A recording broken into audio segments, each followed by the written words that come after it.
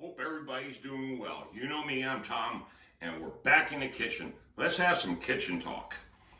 Oh man, where to begin? First, let's get this party started. It's Beer 30.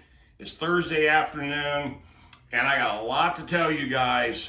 Sorry I haven't done a video in almost a month, but I'll explain. Here's to you. Let's get this off my hip. Okay. Hope everybody's doing well, number one. That's the most important thing of all.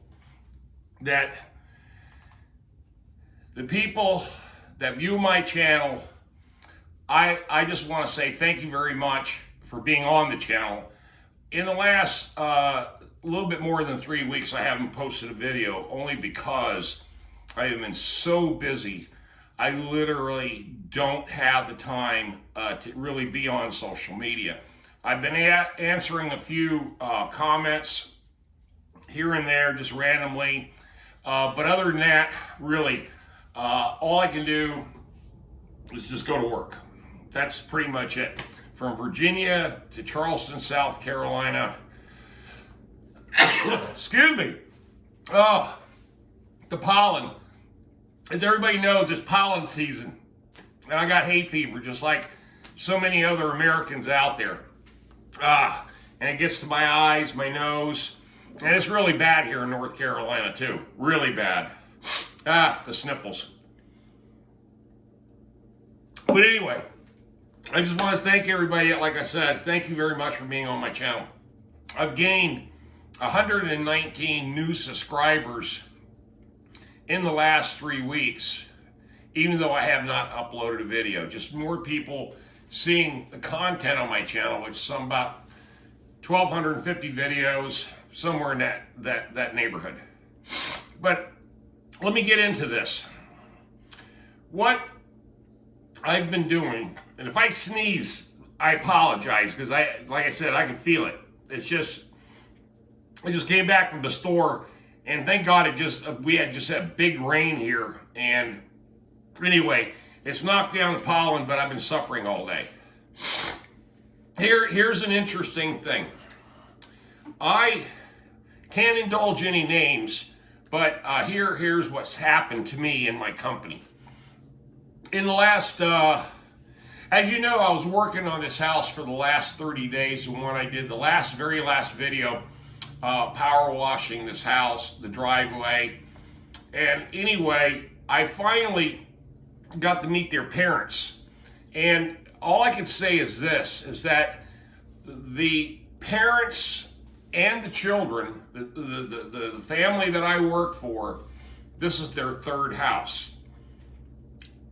Now I'm introduced to the father and the mother, which I've seen them occasionally over the last, say, 5 years, working on their past couple houses. Hey, sorry. But it gets interesting because I didn't realize, I went to go work for the parents' house. I got a job working on the mother and father's house. Now, they live on a very prestigious golf course. And he apparently was way up there in the Navy, a 4-star admiral, retired.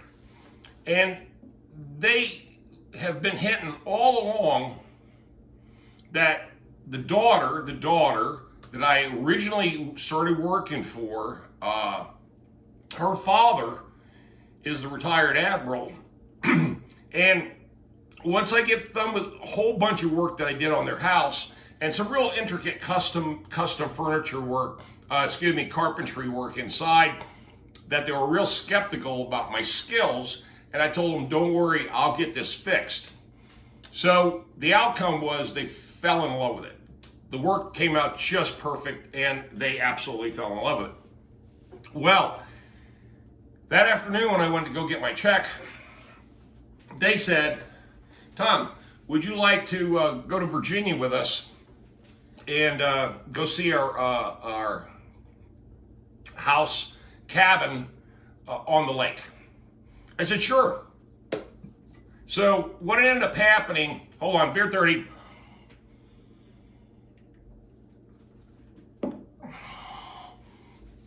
Is that they said, well, we're going to be moving a bunch of furniture up there.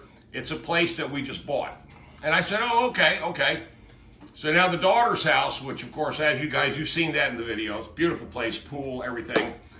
The parents' house is insane. Like I said, on the golf course, more than $1 million. More than $1 million. So I'm not going to even guess at the value, but it's quite a bit. Then we move a bunch of furniture. I used my Sprinter van, and we haul up mattresses and beds and, just all kinds of other stuff up there. And we're caravanning up there. And once we get into Virginia, we're up to this resort area, big, huge lake. I won't drop where all this is, but the point is, when we went down this lonely private road, and we get to the very, very end, there's a cul-de-sac. There's 3 houses, that's it. And at the end, on the corner, is this monstrosity of a mansion. I mean, a monstrosity of a mansion. And not only that, it had a custom log cabin on it. It had a grandma suite on it. And it also had a boat dock on it. And it also had a gigantic pier going out and a big seawall, custom seawall. So my guess in this economy that I was staring at a $5 to $6 million, if not more, estate. We go through the whole place, the kids, the dogs, everybody's there. The whole family's there. And I'm talking to the dad, the retired admiral. And we're getting along. He rode up with me. And we've talked for over an hour. And just general chit chat, stuff like that. And they showed me a lot of stuff that they wanted me to do to the house. And they said they'd just give me the keys and let me go up there and stay. And I'd be up there by myself and just knock out the work, come back, give them the bill, and it'd be fine. So I agreed to that. And I said, yeah, oh, hell yeah, sure, I'll do that. But that started something. Here, there's a moral to this story. I'm getting ready to drop the bomb on you because of that contact, my name got dropped in some inner circles of people, some very affluent people. And what ended up happening is I went to Charleston to bring a friend down there so she could get surgery done, okay? While I'm there, I hook up with the Mercedes-Benz factory truck center there on Highway 26 and established a relationship with those guys and bought some parts for the Mercedes. And then when I went back, now this was just a drop off. Excuse me. This was just dropping this person off. And then I had to wait a week and go back and pick this person up. Good friend of mine. But anyway, my bookkeeper. So she said, hey, pick me up so-and-so a time, blah, blah, blah, blah, blah. While I'm driving down there, I get a call from the country club, a country club, that apparently all of these people that I now work for are all members of. And here I am talking to the president of this country club.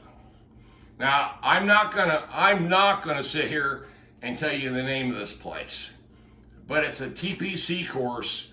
It's very famous, and they're on like a short list of the golf courses to be. It's not Augusta or anything like that, but very well known.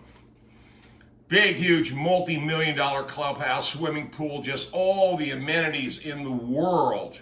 I get this call, the president calls me and says, hey, my name is so-and-so, you Tom, Mr. Fixhole? And I said, yes. Well, we got your name from so-and-so. They said that you know what you're doing.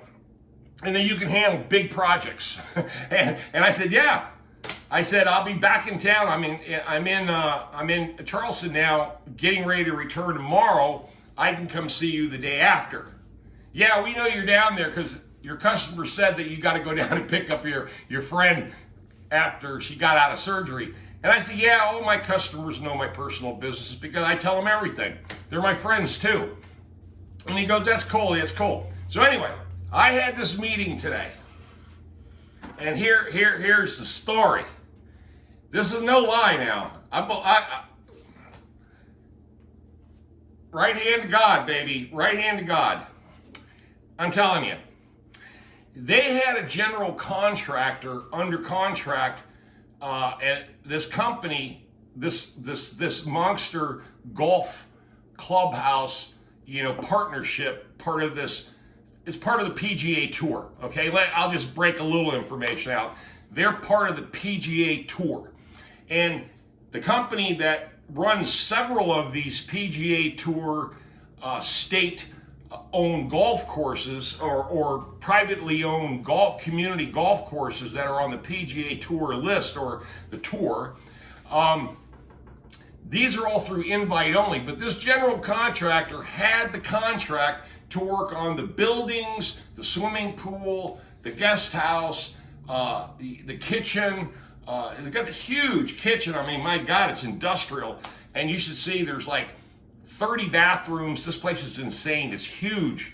All these custom locker rooms and every fancy this, that, and the other, the golf shop, everything. Well, the place looks like it hasn't been power washed or cleaned or painted in like 6 to 7 years. I lie to you not. Inside, it's still got brass hardware in the bathrooms. Everything's brass. Well, now it's all starting to corrode. They said they can't find the right kind of cleaning crew. They said they had to fire the general contractor because he would sell the service and everything. They said they liked him, but he wasn't the guy that showed up. He sent his workers there and they screwed everything up because there was no oversight. Okay? So when I went in today, I was dressed like this. I wasn't nothing fancy. I walked in and I said, are you so-and-so? Yeah, hey, I'm glad to meet you, blah, blah, blah, all the formalities. He goes, are you a one-man show?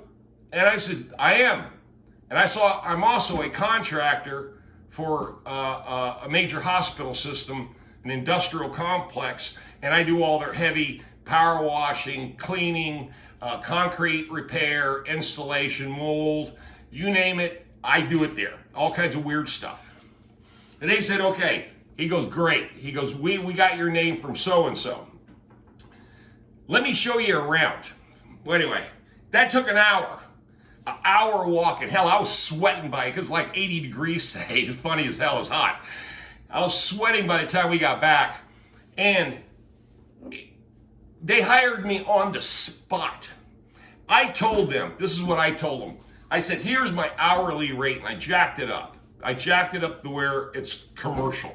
It's a commercial building. So it's not residential. It goes much higher when it's commercial, and even higher after that if it's industrial. And I said, plus travel time, plus gas, plus materials, anything over 500, I'm going to call you up, you're going to give me your credit card, and you're going to buy the materials and put it on the ground. I'm not floating anything. Oh, no, we'll figure it out. We'll do it your way. So we wrote out a contract. I got a vendor agreement on the spot. Like I said, the manager came in, the secretary came in. I got introduced to all of them. And I told them, I said, the second there's any hanky-panky, and I don't get a check, I said, I'm done. I said, that's it. I said, if you got my name from private sources that are very well off, you need to understand that the bottom line is that I have my way of doing things. I handwrite my invoices. I don't mess around. I'm old school. I don't do any computers. I don't do any Zemo, Vimo, PayPals, any of that bullshit. I said, you got to send the invoice to your corporate headquarters in Dallas, Texas, and I want a check in 3 to 4 weeks, period. That's how it's got to work. Anything past 30 days, we're going to have a problem. That's all there is to it. And I said, oh, no, figure it out. And I said, why don't you just hire a handyman, in-house handyman? they can't keep them. They cannot keep them. So they're willing to pay me my rate, which is about 5 times as high as if they hired an in-house guy at, let's say, $15, $20 an hour. I'm 5 times higher than that, okay? So the bottom line is that the business is out there. The money is out there. It is insane. So everything from looking at a $5 to $6 million cabin mansion on a lake in Virginia to making great contacts with Mercedes-Benz direct truck sales and service and parts down in Charleston on Highway 26 to coming back and just landing this big contract. And they said they'll use me exclusively. Outside their normal maintenance people, they'll bring me in for the big stuff.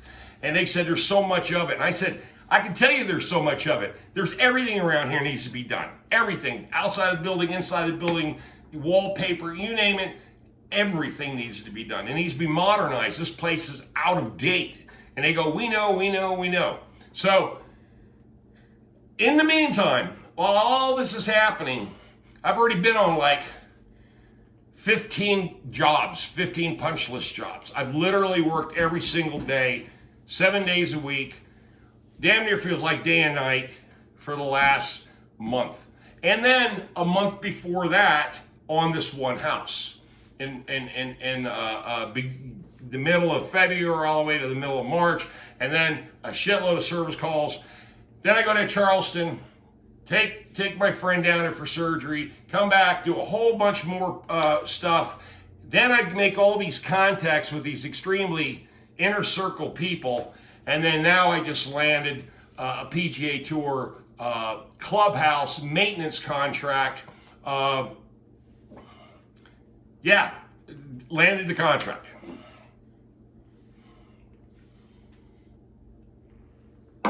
Now, and also too, I'm going to be working on the house on the lake in the near future. I haven't had the time to book a date on it. They said whenever I want to go, just let us know, you go. And then in the meantime, starting tomorrow, I go back to the hospital and I'll be working there literally for the next probably 7 days straight on a huge concrete pad installation job in a part of the hospital that's extremely high-tech and sensitive, and they have some problems with moisture and flooding because it's underground. It's like a pump station, desalinization room. It's big. All this really technical equipment in there, tanks. Anyway, I can't explain all of it. But if you guys are in to a big, huge operation, that they do is they soften the water, okay? They soften city water, comes in and they go through all these filters and tanks and this, that, and the other, and blah, blah, blah, blah, blah. I don't know how it all works. But all that equipment has to be unbolted from the concrete. It's in a concrete room, unbolted, in sections. So there's going to be 3 different trades in there. The people who actually work on it, the plumber, an industrial plumber, and a few other people, and then they're going to pull this equipment off the ground. I'm going to build 4 forms into this room where all this equipment sits and raise it off the ground 3.5 inches and build slabs underneath all these pieces of equipment, and they've got to all go back. All the equipment's got to go back on these big slabs, okay? So that's going to take a week because I got to build the frames and all this stuff outside and bring it all inside, assemble it, and then go in there and then hand mix a bunch of concrete, which I've done plenty of that, so that's no big deal. So the moral of the story is to wrap this whole thing up. First off, I'm sorry I haven't done a video in so long. I know this one here is kind of off the wall, off the cuff kind of video, but I thought I have to get one out there, just keep you posted. A few of you said, hey, where are you, Tom? Where are you, Tom? And I haven't gone anywhere, man. I'm just so busy, I can't really sit down and worry about social media, okay? So I figured I'd get this video out there to let you know, give you an update. So really, what the whole thing is if you run a honest, straightforward, no bullshit business. And I mean, I was being tough on these people. I wasn't even going in there begging, oh, I need to work, I need to work. I'm in there telling them, this is the way I run my business, this is the way I have, it has to be done this way, or else I'm gone. I'm not gonna put up with it. And they're like, oh, no, and charge a shitload of money per hour, plus, and everybody says, we want to sign the contracts now. So there you go. And you know, and I remember when I first started this business and I would work on almost anything. You know, all these rental management, these little apartments and, you know, changing out faucets and say, you know, I still do all that stuff. But to go from, you know, a $200,000 or $300,000 townhome now up to, you know, $5 and $6 million private estates on lakefronts and big PGA Tour, the main clubhouses, and all these $2 and $3 million custom homes on these golf courses. In other words, I've gotten in with the very elite golf course communities. I'll put plural onto that because I'm part of 5 of them. These folks have an image thing that they maintain those properties because they're so valuable. They're so valuable. The perfect example is the small house at Augusta that this one couple's owned for like 40 years. It's worth $330,000. Just a small brick house on like a half-acre land somewhere on one of the golf course tees, you know, the fairway, whatever, in Augusta. And you know Augusta's the shit. They've been offered millions of dollars by this corporation that I now am a vendor of to buy just that property, and the homeowners have turned them down. They've offered them millions. It's on the news. But anyway, I just want to say thank you very much for being on my channel. Thanks for all the new subscribers. You know what to do. Always leave those comments, thumbs up, smash the bell for future notifications. If you're not subscribed, please subscribe. You know where the little tab is down there, and smash the bell. All I can say is this: if I could ever one day teach somebody how to run a business like I run mine, I would do it. But the thing is that you'll have to understand the long-term goal. You know, you got to have a long-term vision to be able to want to get into this kind of business and be successful. And if you can't see the end game and you're not playing the long game and you're only playing a short game, you'll get yourself in trouble. And the news update too is my caretaker up there at the farm, he's gone in 2 months. And that's good. He's been up there too long, you know, for all the wrong reasons. He needs to go. COVID's over with, man. I don't care about this new strain. The whole thing was a bunch of crap in the first place. And that's all I got to say about that. But a lot of stuff's happened. All of it's business related. Everything is just cranking out like at 1,000%. And I'm totally blessed. I appreciate it. And I appreciate you guys. So thank you very much for being on the channel again. Leave those comments. Have a blessed day. And stay safe out there. And all just to say, everybody pray for the Ukrainians, all the 3.5 million displaced, and all the millions are still left behind trying to fight Putin in his war. Okay? Time out of here.